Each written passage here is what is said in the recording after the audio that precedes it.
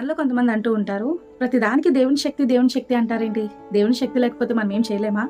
దేవుని శక్తితోనే అన్నీ సాధ్యమవుతాయా అని అనుకుంటూ ఉంటారు. మీలో ఎవరికైనా ఆ సందేహం ఉందా? ఒక చిన్న ఎగ్జాంపుల్ చెప్తాను చూడండి. నా చేతిలో ఒక గ్లౌజ్ ఉంది. ఇది మన చేతి రూపంలోనే ఉంటుంది. కానీ మన సహాయం లేకుండా దీనంతటా ఇది ఏ పనైనా చేయగలదా? దీనన్నా పట్టుకోగలదా? దీనన్నా ముట్టుకోగలదా? దీనన్నా స్పృశించి దాని అనుభవాన్ని పొందగలదా? లేదు కదా. ఇదే గ్లౌజ్కి నేను గనక తొడుగుకుంటే దీంతో నేను చాలా పనులు చేయొచ్చు. నేను దీనన్నా పట్టుకోవచ్చు, తాకచ్చు. ఇందులో నా చేయి గనక లేకపోతే ఇది ఉన్న నిరుపయోగమే కదా. ఈ గ్లౌజ్ మనకి సాదృశ్యం. మనం ఏ హస్తమైతే ఉపయోగిస్తామో ఇది మన దేవునికి సాదృశ్యం.